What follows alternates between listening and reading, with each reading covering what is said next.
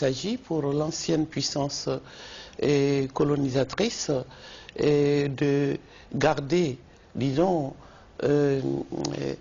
son emprise sur le précaré. Nous, on a cru à l'indépendance. Nous avons eu droit. C'est pas une vision dépassée de continuer à dire que la France est une puissance colonisatrice? Pas du tout, mais c'est là où les médias se trompent lourdement. Et je me demande, la mondialisation qui est à l'ordre du jour ici, pourquoi faut-il débattre de l'Afrique en dehors de cette donne qui est la principale caractéristique des temps présents? La véritable ghettoisation de l'Afrique, c'est de l'examiner en dehors de cette logique prédatrice qui oblige la France à se maintenir d'une manière ou d'une autre. Mais est-ce que ça ne disculpe pas ou n'enlève pas les responsabilités des États africains en disant à chaque fois ce sont... On n'en est pas encore aux responsabilités des États africains. Je parle d'une logique. Je parle d'un système qui fait que, quels que soient les efforts de démocratisation au niveau local, et j'en sais quelque chose dans mon pays, qui a été applaudi pour avoir évincé Moussa Traoré, mais à ce jour, et quand on regarde, comment dirais-je, ce que les gens vivent, veulent, et les flux migratoires, je ne vois pas de différence fondamentale entre le Mali et le Cameroun, par exemple. Odile Beyidi.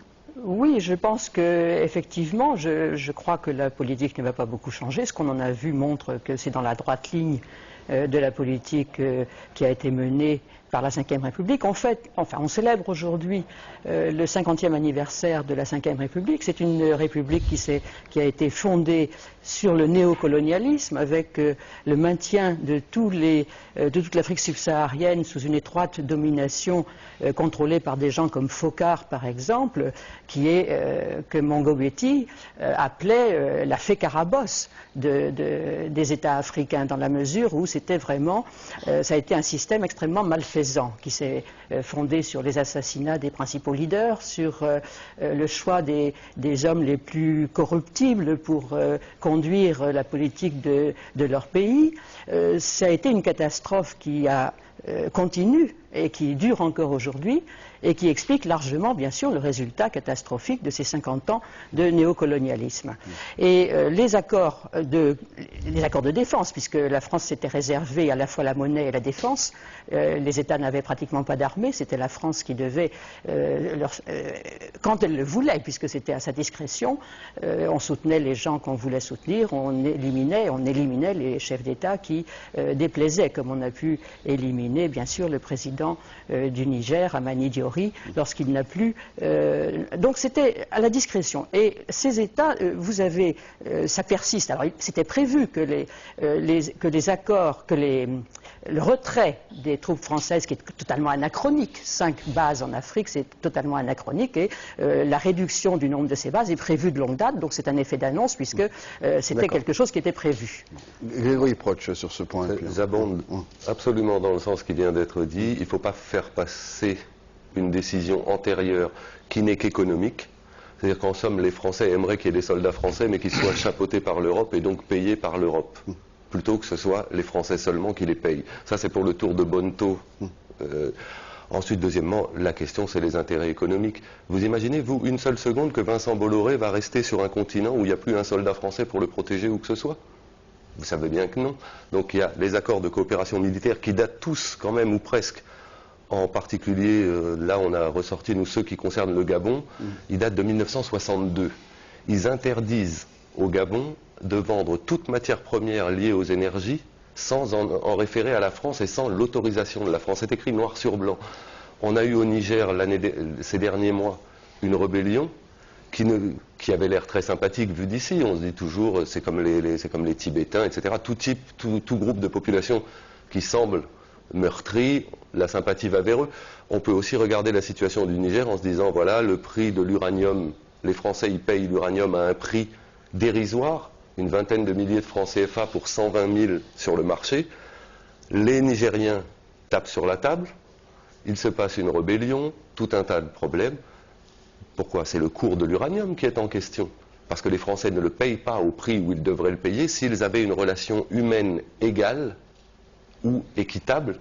On parle de co-développement, de toutes ces questions-là. On n'est pas capable d'avoir une relation simplement équitable, c'est-à-dire de payer à la République du Niger ce que vaut ce que le Niger produit. Ce qui fait du Niger l'avant-dernier pays au classement des pays les plus pauvres. Tous les paradoxes sont là. Maintenant, le président Sarkozy, va en Afrique du Sud. Il arrive du Tchad. Il était chez Idriss Déby, dans un des antres de la France-Afrique. Pourquoi ne pas dire à Idriss Déby, faisons la rupture avec la France-Afrique, finissons-en avec les relations personnalisées, les petits cadeaux, etc. Et c'est pas là qu'il le fait. Il attend d'être en Afrique du Sud, où ça n'a aucun sens. Pourquoi ça n'a aucun sens? Et parce que les Africains du Sud ne sont pas concernés par les petits cadeaux des Français. Donc, il va faire une déclaration qui plaît beaucoup aux Sud-Africains, qui plaît beaucoup. Je pense que les Sud-Africains ne sont pas plus dupes que nous, mais c'est une déclaration qui est beaucoup plus sympathique a priori. Mais ce qu'on ne dit pas, c'est que quand il rentre le soir même de Johannesburg, et ça, comptez pas sur la presse française pour le dire, il s'arrête à Libreville. Vous savez bien pourquoi les hommes politiques français s'arrêtent à Libreville? Non, non, je ne sais pas. Ah, généralement, pour y soigner les amitiés. On va dire ça comme ça. Peut-être que Jean-François Probst a plus de détails. Non, mais je veux finir parce que, en l'occurrence, dans cette affaire-là, ça fait suite à 10 jours de mise à mal des relations franco-gabonaises. On a passé à la télévision de service public française, France 2, un sujet sur Omar Bongo, ses propriétés dans Paris. Les méthodes du reportage étaient déjà discutables. On annonce que des associations africaines portent plainte et on voit que la partie française. Mais peu importe. Donc on voit bien qu'on cible Bongo au plus haut niveau. Ça passe sur la télé d'État. Pendant toute la semaine, il y a une polémique. Ça fait suite à un article. Il y a des raisons. C'est-à-dire quand vous dites on cible Bongo, on a l'impression que l'objectif de reportage était subjectivement de cibler la question que moi je veux poser, c'est pourquoi on déstabilise Bongo en évoquant ses propriétés, sa fortune, etc. sur le service public français, dans le journal Le Monde, qui sont vraiment deux. Et dans le même temps, le président Sarkozy envoie des émissaires, dans un premier temps, le week-end du 8 mars, pour calmer le courroux de Omar Bongo. Donc ça veut dire qu'on l'attaque d'un côté et on va cautériser les plaies de l'autre. Ça y est, la presse indépendante et puis la politique qui fait son travail. Le service public, je veux bien. Deuxièmement, Omar Bongo, pour ne citer que lui, reste le sous-traitant absolu de la diplomatie française. Alors qu'est-ce que ça veut dire sous-traitant? Ça veut dire que dans l'affaire du Darfour, par exemple, Bongo a participé à l'accord qu'on attribue au président Ouad, qui vient d'être signé entre Omar el-Béchir et Idriss Déby. Bongo Omar Bongo sert à tout pour les Français. Donc la question est, pourquoi tente-t-on de le déstabiliser dans une campagne de presse alors qu'on l'utilise et qu'on s'arrête chez lui pour y récupérer des cadeaux selon la grande tradition? Il n'y a aucun changement. Jean-François Probst, vous confirmez l'analyse de Grégory Proch par rapport à... J'ai l'impression quand même que Grégory Proch et son patron Michel Ondungu font un peu une fixation sur le rôle de Omar Bongo, qui est bien connu, madame l'a rappelé, depuis les débuts de la Ve République, ou presque quand il a succédé à son... C'est le doyen, monsieur Probst, c'est normal, c'est 40 ans qu'il est là. C'est forcément celui qui connaît le mieux tous les rouages. Vous savez, Grégory, on a beau être doyen, quand on est à la tête d'un pays d'1 million d'habitants, on ne représente pas toute l'Afrique. Non, mais quand l'Afrique, ce sont 53 pays d'habitants. Mais quand on est à la tête du pays qui abrite Elf et Total, on est à la... Mais vous avez raison, continuez de parler beaucoup dans Grégory de Omar Bongo, personne ne vous obligeait... Et on parle du Cameroun, à la différence personne ne des vous autres obligeait médias. à vous arranger avec lui à un certain moment. J'en sais quelque chose, puisque j'ai aidé Michel Ondungu. J'ai aidé Michel Ondungu à l'époque quand il était en exil, ici, pour recréer Grégory International. Par conséquent, vous venez dire que nous nous sommes arrangés avec Omar Bongo. Vous avez des preuves de ce que vous dites. Il ne faut pas le dire alors, monsieur Probst. Il ne faut pas parler quand on n'a pas de preuves. Vous parlez beaucoup d'Omar Bongo. Mais c'est normal. Nous sommes objectivement le problème de l'avenir de l'Afrique et des relations de la France avec l'Afrique. Vous parlez beaucoup comme conseiller, mais vous n'avez jamais de preuve de ce que vous dites. Et chez vous, une anecdote commence comme un petit déjeuner à 8h, et à 18h, ça devient un dîner. Mais c'est pas anecdotique. Je vous demande une preuve de ce que vous venez d'avoir. Mais vous savez, il y a des problèmes plus urgents en Afrique. On nous met en cause. On dit que le gris-gris, c'est Non, non, mais le sujet, c'est pas le gris-gris, Jean-François Probst. Je veux une preuve. C'est une question tout à fait... Mais je veux une preuve. Monsieur Probst, moi je veux bien continuer à discuter avec vous, mais je préférerais répondre à la question qui m'a été posée. Allez-y. Je préférais répondre à la question qui m'a été posée. Allez-y. Mesdames, vous avez dit quelque chose de très fort tout à l'heure. C'est-à-dire que rien ne va bien et qu'il faut aller vers un futur meilleur. Et effectivement, depuis le début de la Ve République, il y a eu à de multiples occasions des erreurs gravissimes, commises notamment par la France. Oh, il n'y a pas eu que M. Focard, chère madame. le carrefour du développement, c'était sous M. Mitterrand. Et d'autres aventures très mauvaises. Et il y a un certain nombre de pays d'ailleurs aujourd'hui où la France pourrait totalement se passer d'être présente. Totalement. M. Proch parlait tout à l'heure du Tchad. S'il y a bien un pays où aujourd'hui la France n'a plus aucun intérêt, puisque ce sont les Américains et les Chinois qui sont en train de se batailler le pétrole qui se trouve sous le Darfour, pour être très clair, je crois qu'à la limite, effectivement, on pourrait considérer que c'est anachronique d'avoir 5 bases en Afrique. Ça a permis, en ayant des bases à Libreville, chez M. Bongo... Comme par hasard, il n'est pas si important que ça. Chez M. Non mais... Ça date d'avant Bongo. Non mais attendez, je veux bien avoir un dialogue avec M. Proch sur des avantages et des inconvénients de M. Bongo, mais c'est pas le sur les bases militaires, là, l'Afrique. par exemple, le fait de les enlever de Djibouti. Moi, ce que je et de les crois, mettre à c'est que Dubaï. les bases, effectivement, elles sont anachroniques. Ce que je crois, c'est qu'également d'autres pays rêvent et envisagent d'avoir des bases sur le continent africain, à commencer par les États-Unis d'Amérique, dont le dernier voyage du président Bush était consacré notamment à cet objectif. Alors, et la France n'a pas que des bases en Afrique, monsieur Proch, puisque récemment il y a une base à Dubaï qui a été mise en place. Il y a des intérêts, à Abu Dhabi, puisqu'il était question tout à l'heure, par exemple, de M. Bolloré. M. Bolloré n'a pas remporté le marché du port de Dakar, à ma connaissance. Non, mais celui de Lomé, oui. Attendez. Mais par conséquent, on peut considérer effectivement que si les bases ne servaient qu'à défendre les intérêts de quelques entrepreneurs, ça ne serait pas très intelligent. Il y a le fruit de l'histoire de l'indépendance. C'est là que je différais un tout petit peu de vous, madame. Le général de Gaulle arrivant au pouvoir en 1958, il opère quand même, et il applique le discours de Brazzaville de 1944, c'est la décolonisation. Alors il y a de la déception. Madame Traoré a raison. Parce que les indépendances, elles auraient dû déboucher ça dépasse la déception dans la bouche de Madame sur Traoré. autre chose. Non, Madame Traoré combat. Et en tant que telle, je la respecte, c'est une militante. Elle a rappelé pourquoi il était 5 dans son pays, le Mali, Monsieur Traoré s'en aille. Et la France n'a pas fait que défendre ou des mauvais et mettre en place des bons, ou n'a pas laissé en place des mauvais. La France n'a pas tous les pouvoirs. Vous croyez que M. Sékou Touré serait resté en place si la France avait eu tous les pouvoirs? Vous croyez que M. Bongo, dont vous parlez si bien... Alors, on va laisser justement les dames parler. Aminata Traoré. Oui, mais pas assez. Aminata Traoré. Parce qu'il y a eu 2 millions on de va morts arrêter votre dialogue. Aminata Traoré. Non, moi, je me bats pour davantage de respect. Pourquoi vous dites l'Afrique humiliée dans votre livre? Et l'humiliation, bon, je prends en compte bien sûr l'insulte de Dakar. Et paragraphe par paragraphe, j'essaie de démontrer que le président Nicolas Sarkozy se trompe considérablement d'époque, et de défis et même d'enjeux. C'est aux enjeux que je voudrais qu'on arrive maintenant. Et l'émancipation des relations entre la France et ses anciennes colonies nécessite davantage de rigueur et d'honnêteté intellectuelle.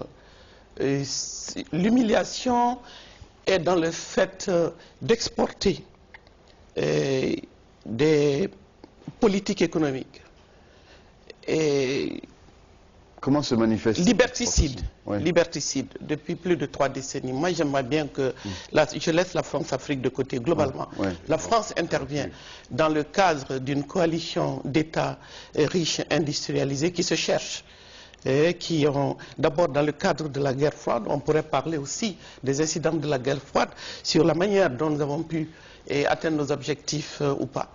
Maintenant, la guerre froide ressurgit d'une certaine manière avec la montée en force de la Chine. Mais avant même que la Chine ne monte en force, c'était déjà les États-Unis et l'Europe. Donc nous, les puissances occidentales, s'affrontent souvent par pays africains interposés. C'est ce que moi je voudrais rappeler. Odile a totalement raison. Et avant, les coups d'État étaient destinés, et on les liquidait. C'est spécifique à l'Afrique, ça? C'est pas spécifique à l'Afrique. Oui, c'est comme ça que moi, mon combat. C'est les relations internationales. Absolument. Et il n'y a pas d'issue à nos luttes locales sans référence aux mouvements, aux mutations et qui sont planétaires aujourd'hui. Mais alors ces mutations planétaires, la France les subit aussi et veut... Absolument, et c'est ça qui est intéressant. Oui. Parce que moi, ce qui se passe en ce moment, avant Sarkozy et maintenant que nous avons Sarkozy, je demande surtout aux Africains d'être vigilants, de regarder mais où sont les véritables luttes pour des peuples soumis au même rouleau compresseur.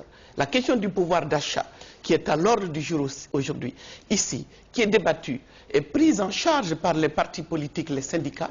Moi, j'aurais aimé jouir d'un environnement politique et d'une démocratie africaine et qui ne s'attarde plus seulement sur les élections, les échéances électorales, mais qu'on plaide pour l'avènement au pouvoir de leaders africains qui prennent en charge ces questions de vie ou de mort. L'emploi, pourquoi les Africains émigrent-ils en si grand nombre, surtout maintenant? C'est parce que les flux migratoires, les milliers de morts en mer datent de 90. Avant 90, on n'était pas en présence de cette situation. C'est parce que, avec la fin des 30 glorieuses ici et la mise au pas des gouvernants africains à travers le FMI et la Banque mondiale, ça déglingue de tous les côtés. Et bien entendu, nous sommes piégés, et précisément parce que là aussi, malheureusement, nous avons cru en une sorte une démocratie et qui a certainement, il faut nécessairement des élections. Mais à quoi servent les élections? D'accord. Donc c'est une question de modèle. Voilà. D'accord. Odile Biedi. Oui, je voulais revenir sur le mythe, par exemple, de Gaulle, ce discours de Brazza que personne n'a lu, dont tout le monde parle, mais que personne n'a lu. Et si on le lit, on voit qu'il était... Justement, il exprime exactement la même chose que Sarkozy aujourd'hui, c'est-à-dire que l'Afrique est immobile depuis des millénaires, qu'elle ne bouge pas, que la France est là pour venir... Elle ne se prend pas en main et qu'elle... Oui, absolument. Voilà. C'est absolument copié. Hein. Oui. Et d'autre part, De Gaulle dit que les Africains doivent être amenés à partager le pouvoir pour se gouverner. Jamais il n'a été question qu'il se passe de la France. Mais on est en 44. On est en 44, bien sûr, mais en 44, il y avait... Et la capitale de la France libre à ce moment-là. Oui, bien sûr, mais il a exécuté... On parle de De Gaulle. Oui, mais c'est le même discours. En 1950. Quand il est venu en 60, il a exécuté ses projets. Quand il est venu en 60, il a exécuté sa politique, c'est-à-dire une indépendance dominée. Et ça, Sékou Touré, vous dites que ce n'est pas les tentatives innombrables de déstabiliser Sékou Touré. Il y a eu un véritable sabotage. Si Sékou Touré est devenu parano ensuite, je pense que la politique française y était pour quelque chose. Plutôt que de refaire l'histoire, j'aimerais qu'on avance un peu sur le fondement de ce que vient de dire Aminata Traoré. C'est-à-dire, finalement, il y a un modèle aujourd'hui des intérêts de puissance occidentale, hein, pour les nommer, même s'il y a effectivement aussi la Chine, les États-Unis, qui veulent utiliser le continent africain, les 53 États africains, pour leur propre intérêt exclusivement. Comme la France. Oui. Est-ce que cette analyse-là, vous la partagez, Jean? Oui, non, je dis encore un mot, parce que l'Afrique est toujours réduite aujourd'hui à être un réservoir de matières premières uniquement. Il n'y a pas de produits, il n'y a pas eu une ombre d'industrialisation depuis les années 60. Mais la responsabilité incombe exclusivement aux Occidentaux. Et si elle est restée totalement, parce que l'Afrique immobile, c'est quand même la politique française c'est la politique française qui a maintenu l'Afrique dans l'immobilité, ça il faut le dire. Et puisque la stabilité d'un personnage comme Bongo, c'est caricatural, puisque le Gabon, qui aurait dû être... Il y a des leaders qui perdurent depuis 40 ans. Non, mais il y a qu'on retrouve ça normal depuis la France. Non, mais il y a encore des villages, il y a encore au Gabon des villages. D'un côté, il y a la souveraineté des peuples et des États. Et quelle souveraineté quand il y a des bases militaires françaises dans les pays? Quand vous faites une remarque comme ça, qui peut paraître à certains néocolonialistes, dire que mais la France laisse, de quel droit la France aurait à dire finalement vous n'avez pas le droit d'être au pouvoir, ou vous avez le droit de... Le problème ne se pose pas comme ça. C'est qu'est-il possible de faire eu égard à la situation telle qu'elle est? Quand il y a des soldats français dans un pays, est-ce que vous imaginez, vous... Mais c'est le résultat d'un accord entre deux États souverains, oui ou non? Si Déby est resté au pouvoir, c'est parce que les hélicoptères de Déby décollaient librement d'une base protégée par les soldats français. Mais est-ce que c'est sur le fondement d'un accord bilatéral entre deux États souverains ou non? Qui a choisi Omar Bongo? Vous pensez que ce sont les Gabonais, quand il est arrivé au pouvoir, ou les Français? Vous pensez que les Français ont choisi Omar Bongo? Je ne le pense pas, je le sais. Jean-François Prost, pardon. Bon, pour que l'Afrique cesse d'être humiliée, parce qu'elle l'est, pour que l'Afrique cesse d'être oubliée, comme Madame vient de le dire. Je crois qu'on peut reprendre tous les discours du passé, et d'ailleurs, sans aucun sectarisme, on peut mettre bout à bout ceux qui ont souhaité un petit quelque chose pour l'Afrique. Que ce soit Lumumba, que ce soit Nkrumah, que ce soit Houphouët, que ce soit Senghor, que ce soit aussi Mitterrand dans son... Vous pouvez pas mettre Houphouët avec Nkrumah, c'est pas possible. Non, mais il faut aussi que les téléspectateurs sérieux. Monsieur Proch, moi je veux bien parler 30 secondes. Mais vous êtes un militant. Mais je ne suis pas un militant de rien du tout. Je parle. C'est terminé, Grégory. Mais sinon, si vous voulez, nous on doit avancer sur la réflexion de l'évolution. D'habitude, c'est Monsieur Probst qui coupe les autres. On l'a vu depuis tout à l'heure. Là, il faut que vous souffriez un peu. Alors je vous laisse la parole. Si c'est une émission où Monsieur Proch est invité pour parler seul, vous corrigez un peu, vous dites qu'il vous passe par corrigé, monsieur. Je suis en train. Vous mettez Houphouët avec ça ne fait pas avancer le débat. Écoutez, je continue. Laissez terminer, s'il vous plaît. Je continue parce que je crois que M. Proch n'était pas encore né quand les pères de l'indépendance, avec leurs qualités et leurs défauts. C'est vrai que vous les avez vus de près. Vous les avez vus de près. Vous les avez vus de près, ça a laissé des traces. À force, vous y êtes même resté. Vous êtes resté dans cette époque-là. On va continuer, Grégory. Alors, on ne peut pas tout laisser dire. D'accord, s'il vous plaît. Tout ça, c'est ma responsabilité de laisser dire, on peut dire, d'accord. Mais en tout cas, le président Mitterrand, j'espère que ça ne sera pas contesté par un excellent spécialiste, dans son discours de la Baule, a essayé d'aller plus avant. Et c'est vrai que malheureusement, ça ne suffit pas. Les élections, la démocratie, ça n'amène pas forcément, dès le lendemain, la progression économique souhaitée et surtout la progression sociale. Parce que tant qu'on ne laisse pas les Africains, entre eux, revenir à l'objectif essentiel, développer l'éducation, développer la santé, développer les énergies nouvelles, entre eux, parce que vous savez, les bases, elles vont s'en aller. Bien sûr qu'elles vont s'en aller, comme elles sont parties de Centrafrique. Est-ce que vous êtes d'accord avec Odile Biedi qui dit qu'il y a une responsabilité directe de la France, des États européens, dans la situation actuelle, dans les secteurs de l'éducation, les secteurs... Il y a une responsabilité de la France. Ou est-ce que ce sont aussi les Africains ou les États africains, les responsables, les gouvernants, qui n'ont pas voulu œuvrer pour le développement de ces pays? Oui, mais c'est trop facile de dire les Africains n'ont qu'à se prendre par la main tout seuls. On est dans un phénomène historique et moral, d'abord parce que nous devons beaucoup à l'Afrique. La France doit beaucoup à l'Afrique, pas seulement par le sang versé, pas seulement parce que nous avons été effectivement pillés des richesses minières et économiques, mais parce que nous devons beaucoup pour demain, parce que nous sommes ensemble, et pas seulement à Paris, nous sommes ensemble à Bruxelles, nous sommes ensemble au Parlement européen et à la Commission européenne pour essayer de voir qu'est-ce qu'on va pouvoir fabriquer, parce que la France n'est pas seule à opérer en Afrique. Encore une fois, il y a la Chine, et là je me retourne vers Madame. Bien sûr que l'armée française a probablement aidé Idriss Déby à ne pas tomber à N'Djamena il y a 15 jours. Mais les rebelles étaient armés par qui? Sûrement par les Chinois. Donc il faut pas faire de l'angélisme, il faut essayer d'être juste. On a tous nos défauts. Il y a beaucoup de choses qui ont été... peut-être mal faites dans le passé, mais il y a eu aussi du bon. Et maintenant, moi, je crois qu'il faut compter sur les nouvelles élites africaines, les nouveaux ministres, tous ceux qui vont marcher sur les pas, par exemple, de Madame Traoré au Mali. Et puisque vous souhaitez tellement qu'au Gabon ou au Congo, il y ait du renouveau, sachez que je le souhaite plus que vous. Parce que moi, je suis contrairement à beaucoup, publiquement, avoir traité Bongo d'escroc et Sassou de voyou. C'est pas le cas de tout le monde. Alors, Aminata Traoré, sur la responsabilité, vous disiez qu'on allait aborder cette question, la responsabilité des élites, des gouvernants africains dans la situation actuelle.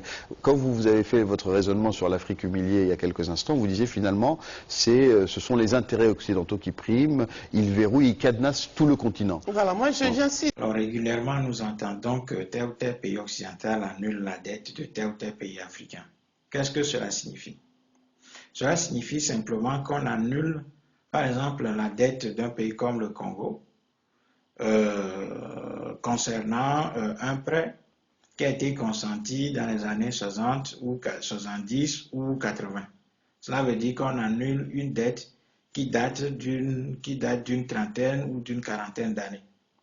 Alors, ça veut dire quoi? Ça veut dire que un pays occidental, la France ou la Suisse, prête de l'argent à un pays africain dans les années 70-80 et ce pays-là, ce pays africain ayant reçu cet argent, a payé ce qu'on appelle le service de la dette, c'est-à-dire les intérêts, depuis l'année qui a suivi le prêt, c'est-à-dire si l'argent a été prêté en 1970, par exemple, à partir de 1971, le pays africain, ce pays africain paye le service de la dette depuis 1971. Et donc, si en 2010, par exemple, ce pays occidental dit effacer la dette de ce pays africain, cela veut dire que derrière, ce pays occidental a reçu 5 à 10 ou même 20 fois son argent. Voilà. C'est-à-dire que l'argent qui a été prêté aux pays africains dans les années 70 a été payé 10 fois, ou 5 fois, ou 20 fois, depuis 1971. Et donc, en annulant cette dette-là, il s'agit d'une ancienne dette qui a été déjà payée à plusieurs reprises sur ce qu'on appelle le service de la dette, c'est-à-dire les intérêts. Voilà. Donc, c'est le principal qu'ils annulent, c'est le capital qu'ils annulent après avoir reçu 5 à 10 fois ce montant sur le service de la dette, c'est-à-dire les intérêts qui ont été déjà payés. Ça, c'est la première opération. La deuxième opération, c'est qu'en réalité, on n'annule pas la dette des pays africains. Il s'agit d'une opération de communication qui permet aux pays occidentaux de continuer par voler l'Afrique et dans le même temps de donner l'impression qu'ils sont de bons samaritains, qu'ils sont au service de l'humanité éclopée, des gens qui sont pauvres, etc. En réalité, l'Afrique n'est pas pauvre. Donc, il s'agit d'une opération de communication. Alors, pourquoi? Tout simplement parce que les pays africains ne sont pas pauvres, je l'ai dit tantôt. Ce sont des pays appauvris.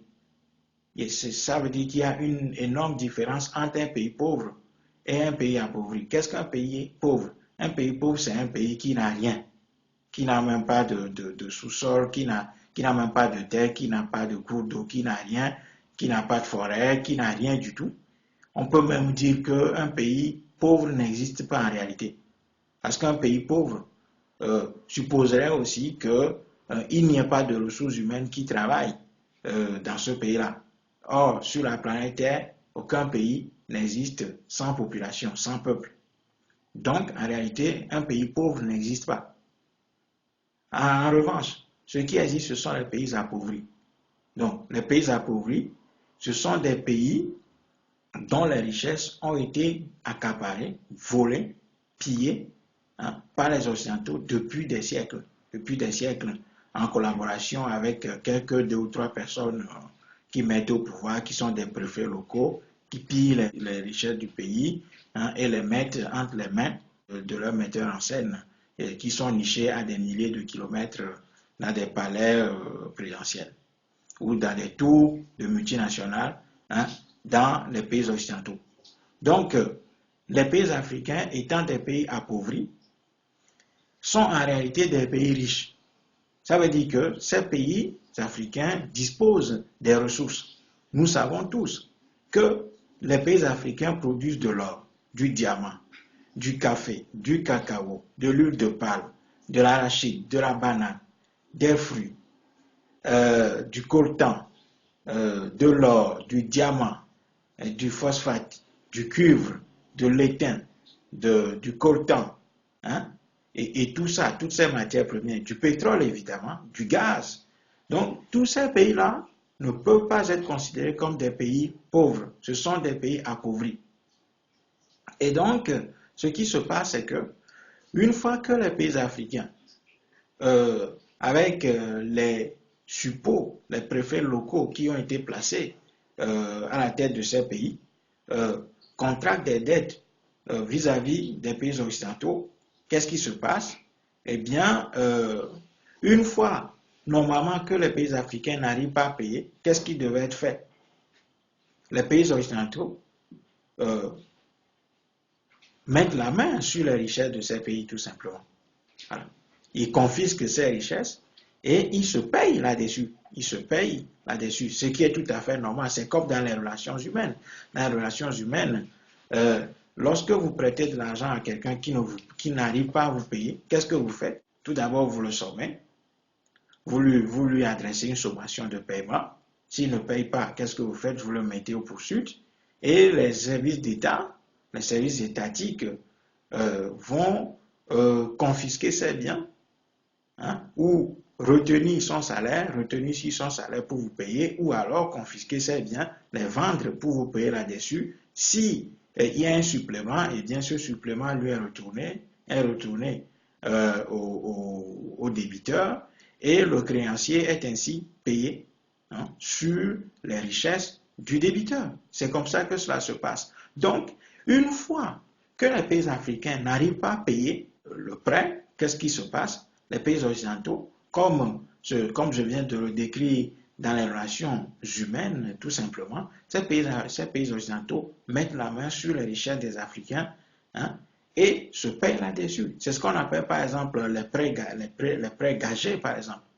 Hein, où la France, par exemple, ou bien un pays occidental, prête de l'argent à un pays africain et en revanche confisque sa production d'or ou de pétrole ou de diamant ou du café ou du cacao sur une période de 10, 20 ou 30 ans. Donc, en réalité, il n'y a pas d'annulation de dette. On ne peut annuler la dette des pays riches qui sont des pays africains. Qui sont des pays appauvris en réalité. Donc, première explication de cette supercherie de l'annulation de la dette des pays africains, c'est que, les pays occidentaux avaient déjà reçu par le truchement, par le canal des services de la dette, 5 à 10 fois, hein, le capital qu'ils ont prêté. Et deuxième chose, en réalité, lorsque les pays africains n'arrivent pas à payer leurs dettes, eh bien, les pays créanciers confisquent ou bien font confisquer tout simplement les richesses des pays africains et se payent, hein, là-dessus. Donc, c'est comme ça que cela marche. Donc, il n'y a pas d'annulation de dette. Il ne peut pas y avoir d'annulation de dette des pays occidentaux vis-à-vis des pays africains. Cela est un gigantesque mensonge. Et ensuite, ce qu'il faut préciser, c'est que comme la dette en réalité ne vise pas à développer le pays, comme l'argent qui est prêté aux pays africains, ce n'est que de l'argent pour acheter des armes ou fournir le confort à la classe politique mise en place ou instituée par les Occidentaux, ou payer un avion et les services, faire fonctionner quelques 2 ou 3 services au profit du système, eh bien, il n'y a pas de production sur laquelle on peut se rembourser, on peut avoir le remboursement de la dette. Donc, on va tout simplement confisquer les biens du pays et se payer là-dessus. C'est comme ça que ça marche. Donc, en réalité, il n'y a pas d'annulation de dette des Occidentaux à l'égard de l'Afrique. Il s'agit d'une opération de communication. Je l'ai dit tout à l'heure. Donc, en réalité, il s'agit d'un pillage perpétuel. Donc, en réalité, il s'agit d'un transfert de fonds, hein, des pays africains vers les pays du Nord. Donc, en réalité, en ce qui concerne la dette, par exemple, ce ne sont pas les pays occidentaux qui aident l'Afrique, mais c'est plutôt l'Afrique qui leur sert de terrain, de jeu où ils tirent d'énormes profits, d'énormes bénéfices en prêtant de l'argent aux dictateurs africains qui s'achètent des armes et qui installent des éléphants blancs, c'est-à-dire de gigantesques machines pourries, hein, qu'on déverse en Afrique et puis que ces dictateurs achètent et tout à prix d'or. Et dans une opération de corruption, eh bien, il y a une part de cet argent qui est reversée aux dictateurs africains, le reste est repris par les Occidentaux. Et finalement, c'est les Africains qui travaillent pour payer effectivement cette dette-là. Donc, comme dans les relations humaines, lorsque quelqu'un n'arrive pas à payer sa dette, eh bien, on saisit ses biens. C'est de la même manière que les pays occidentaux saisissent les biens des pays africains pour se payer là-dessus. On l'avait vu avec le Congo, où par exemple, les pays occidentaux saisissaient carrément les cargos de pétroliers, de bateaux remplis de pétrole du Congo, et ils saisissent ces bateaux et vendent le pétrole qui est à bord pour se payer dessus. Donc, la réalité est que les pays occidentaux font croire qu'ils aident l'Afrique et puis qu'ils annulent les dettes, etc. Ce qui, en réalité, est un énorme foutage de gueule. C'est un énorme foutage de gueule et c'est un mépris total. C'est aussi mal connaître comment fonctionne la société occidentale, qui est une société extrêmement individualiste et individualisée. Donc, on ne peut pas comprendre, on ne peut pas accepter, on ne peut pas chaque fois laisser passer cette idée selon laquelle les Occidentaux annulent les dettes des pays africains. Cela reviendrait même à dire que ces gens-là donnent de l'argent aux Africains, c'est-à-dire qu'aux pays africains, ils donnent de l'argent aux pays africains, et en même temps, ils disent aux pays africains, bon, quand vous n'arrivez pas à payer, eh bien, on annule votre dette. On annule la dette, donc voilà, si vous avez encore besoin de l'argent, vous revenez et on vous redonne de l'argent. Alors, cela supposerait même qu'on savait que les pays africains sont, entre guillemets, pauvres, sont pauvres dès le départ. Alors, pourquoi est-ce qu'on leur prête de l'argent? Si on savait qu'ils n'allaient pas être en mesure de rembourser, il ne fallait pas du tout leur prêter de l'argent, il fallait tout simplement leur donner de l'argent, comme ça on ne parlerait pas de prêt ni d'annulation plus tard. Donc, on voit bien qu'il s'agit d'une opération de communication, d'une opération de triche et de pillage des pays africains par les pays occidentaux qui, chaque fois, viennent nous dire qu'ils sont en train de donner de l'argent aux pays africains, de prêter de l'argent aux pays africains et 20, 30 ans, 10 ans plus tard, bon, ils annoncent en grande pompe qu'ils annulent la dette des pays africains, ce qui est faux. Cela veut dire qu'on dit aux Africains que si vous n'arrivez pas à payer, bon, on annulerait de toute façon votre dette, mais à chaque fois que vous aurez besoin d'argent, revenez nous voir. Qui peut accepter ça? Dans les relations humaines, simplement, si vous prêtez de l'argent à quelqu'un qui n'arrive pas à payer, eh bien, vous lui dites, bon, ok, j'annule votre dette et j'attends que vous reveniez me demander de l'argent et je vous prêterai l'argent dans les mêmes conditions, tout en sachant que vous n'allez pas me rembourser. Et au cas où je constaterai que vous ne remboursez pas, j'annule et je vous reprête de l'argent. Je vous reprêterai de toute façon de l'argent. Comme ça, bon, voilà, j'annoncerai plus tard que j'annule.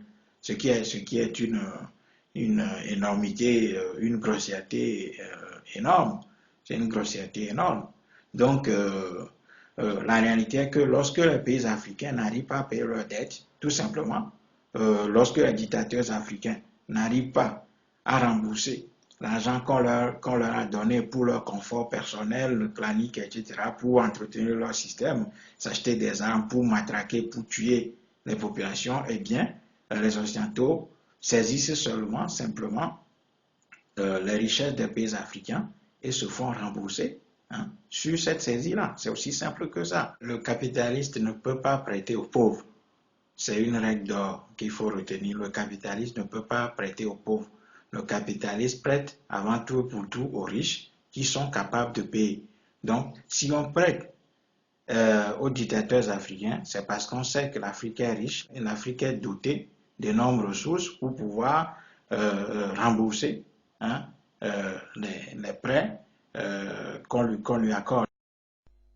Passionnel, c'est les déclarations de l'humoriste Dieudonné par rapport à la Shoah, par rapport à la communauté juive également, parce que vous êtes contre l'injustice. Que pensez-vous de déclaration de Dieudonné? Écoutez, je ne veux pas examiner les déclarations de Dieudonné parce que j'étais absent beaucoup d'heures, j'étais en voyage ces temps-ci. Mais il y a quelque chose que je remarque. Quand on parle de l'esclavage, les gens vous disent c'est du passé. les gens vous disent, mais les Arabes aussi. C'est un raisonnement révisionniste. Les révisionnistes en Allemagne disent, il y a eu les camps allemands, mais avant il y avait les camps soviétiques. Et cela, on les critique pour cela. Or, sur l'esclavage, je lisais récemment un article d'un responsable de la Ligue des droits de l'homme, où il disait qu'il faut tenir compte également de l'esclavage commis par les Arabes. Je me suis dit, mais ce n'est pas le problème. Moi, je viens de l'île de la Réunion. Il y avait un esclavage à la Réunion. Les Arabes n'y étaient pour rien. C'était les Européens. Et ce n'est pas la peine de me parler de ce qui se passe ailleurs. Ne faites pas une diversion. Examinez ce que vous avez fait vous-même. Et quand vous dites, vous avez un autre, j'ai lisé un article d'un professeur de Lorient disant, on parle de pacotille, mais ce qu'on est donné en échange pour les esclaves, c'était des objets de valeur. Je dis, mais c'est le comble de l'infamie. Vous pensez que c'était un échange égal, que donner des objets de valeur, soi-disant, contre un homme? Et donc c'est ce refus de l'Occident d'examiner ce que l'Occident a commis. C'est Aimé Césaire qui disait dans son discours contre le colonialisme, je cite de mémoire, donc ce n'est pas tout à fait exact, mais quand M. Hitler s'est mis à éructer, nous n'avons pas été surpris. C'est le discours déjà que tenaient nos maîtres. Mais ce qui vous surprend, vous, c'est qu'il ait voulu appliquer aux Blancs, aux Européens, ce que vous considériez comme naturel quand il était appliqué aux nègres et aux coulis.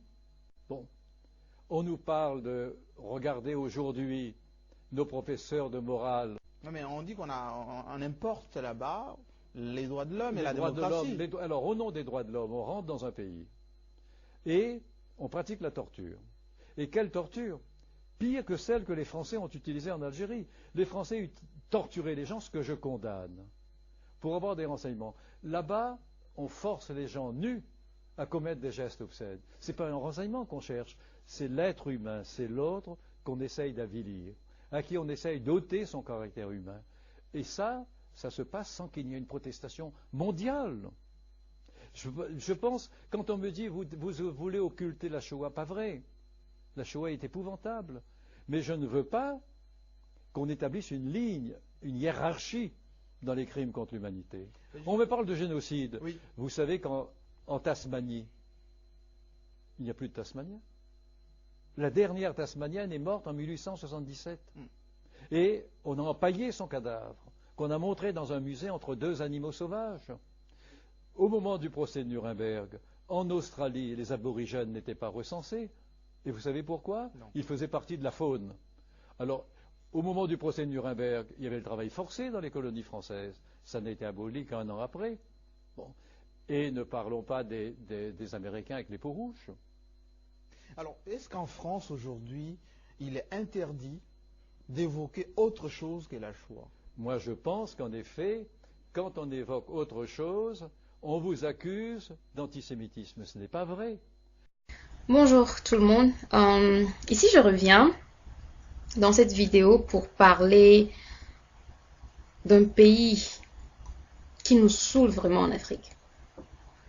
Il est question de la France. Je sais que nous tous, du moins, à moins que les gens font semblant, nous tous, nous savons que la France est la raison principale pour laquelle la plupart des pays dits francophones n'arrivent pas à s'envoler. Parce que la France fait tout ce qui est en son pouvoir pour empêcher notre liberté. Elle nous impose des dirigeants fantoches, égoïstes, et les maintient au pouvoir avec des armes, avec des tours qu'ils nous jouent à tout moment pour tromper notre vigilance. Et malheureusement, nous avons trop peur d'elle. Nous n'osons pas dire à la France les vérités qu'elle est supposée connaître. Nous n'osons pas faire comprendre aux citoyens français que les cons qu'ils mettent au pouvoir sont la raison pour laquelle des millions de gens souffrent, vivent dans la misère, sont persécutés, et ne peuvent pas jouir de leur liberté. La liberté, la fraternité et l'égalité qui sont la devise de la France, sont pour nous un idéal que nous ne pouvons point saisir parce que la France fait tout ce qu'elle peut pour nous empêcher d'atteindre ses objectifs. Quand je prends l'exemple de mon pays, le Togo, pourquoi la France se permet-elle à chaque fois de faire la propagande d'un régime sanguinaire? Pourquoi est-ce que la France se permet de ridiculiser le peuple togolais en annonçant la victoire supposée d'un fantoche fraudeur d'élection, quand nous savons tous que ce monsieur n'a jamais remporté aucune élection au Togo? Quand Gnassingbé Eyadema, la pire chose qui soit arrivée au peuple togolais, qui a gouverné notre pays pendant 38 ans, était décédé en 2005, le chauve qui gouvernait la France à l'époque, Chirac Jacques, a dit sur les antennes de la radio de propagande française RFI qu'il a perdu un ami personnel et un grand ami de la France. Pendant 38 ans, ce monsieur nous a fait connaître des misères au Togo. Il a été la principale source de la chute de notre pays. Des milliers de Togolais ont trouvé la mort. D'autres milliers ont été emprisonnés et torturés.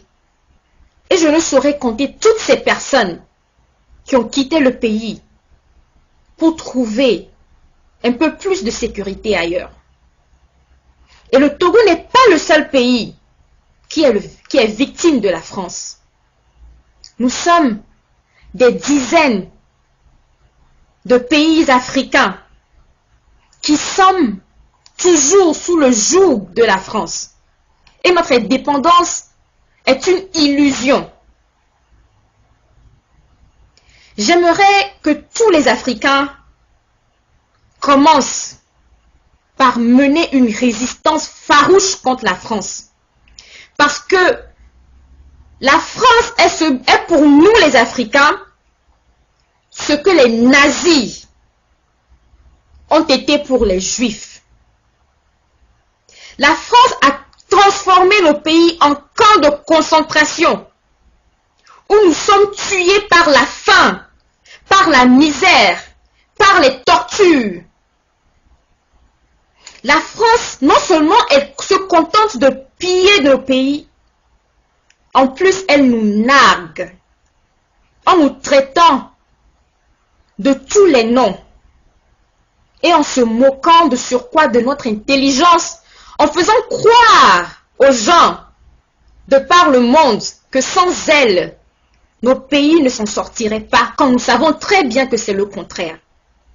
Si ce n'est pas le lait et le fromage, je ne sais pas ce que la France peut produire sans l'Afrique.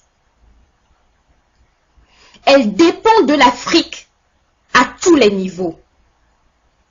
Ce sont nos réserves d'or qui permettent à la France de maintenir sa puissance économique.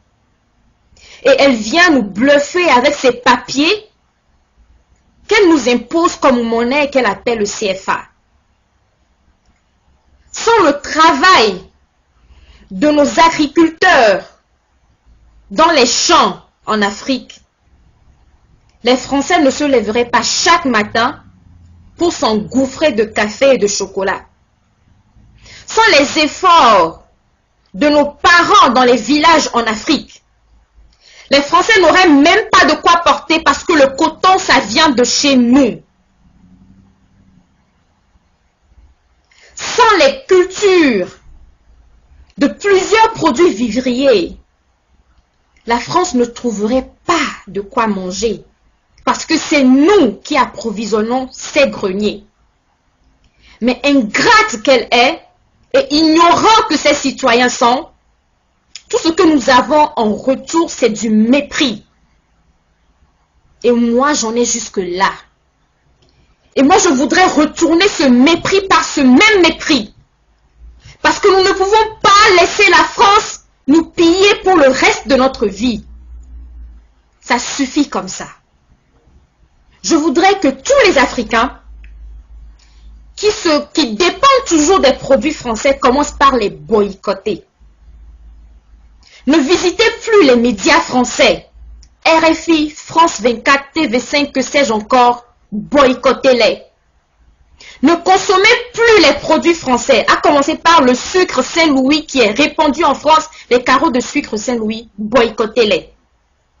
Tous les produits de consommation, les fournitures scolaires de vos enfants, vos vêtements, vos produits alimentaires, tout ce qui vient de la France, je dis bien boycottez-les. Parce que si la France se permet de nous exploiter ainsi, c'est parce qu'elle veut nous empêcher de produire nous-mêmes ce que nous consommons, afin que nous soyons à jamais ses esclaves. Malheureusement, ça ne passera plus. Aujourd'hui, nous avons un pouvoir grâce à l'Internet, nous pouvons communiquer avec le monde. Et nous pouvons parler et nous pouvons nous faire entendre. Chers citoyens africains, de par le monde entier, boycottez toutes les compagnies françaises, tous les produits français, toutes les sociétés françaises. Ne consommez plus rien qui provienne de la France. Parce que tout ce qui vient de la France est taché du sang de nos parents. Il faudrait que la France comprenne que nous sommes des dizaines de millions d'Africains, plutôt des centaines de millions d'Africains, et nous pouvons la rendre pauvre en l'espace de quelques semaines si nous y mettons de la volonté. Alors si la France ne veut pas que nous les Africains, nous puissions vivre comme des humains dans la dignité et la liberté, eh bien elle non plus ne jouira pas de nos biens. Parce que nous allons pourrir la vie à la France aussi longtemps que nous serons misérables. Et la France deviendra plus pauvre qu'elle ne l'a été quand la peste l'avait ravagée il y a 500 ans. Il faudrait que tous les Français qui m'écoutent sachent que leur pays est en guerre passive contre des centaines de millions de gens qui sont révoltés, qui sont en colère, qui sont fâchés et qui n'en peuvent plus de la tyrannie de leurs dirigeants. Et que le moment est venu pour nous de résister. De la même manière que vous avez résisté contre les nazis, nous résisterons contre vous. Et même si aujourd'hui vous pensez détenir tous les pouvoirs, eh bien un moment arrivera dans l'histoire où vous perdrez et où vous regretterez tout ce que vous nous avez fait subir. Ceci n'est que le début de la guerre passive contre la France. Nous allons lutter, nous allons résister, nous allons combattre tous nos oppresseurs et nous allons nous réapproprier notre culture, nos patrimoines, nos richesses et surtout notre intégrité. Je vous remercie. L'Afrique est notre terre, le dôme de notre courage.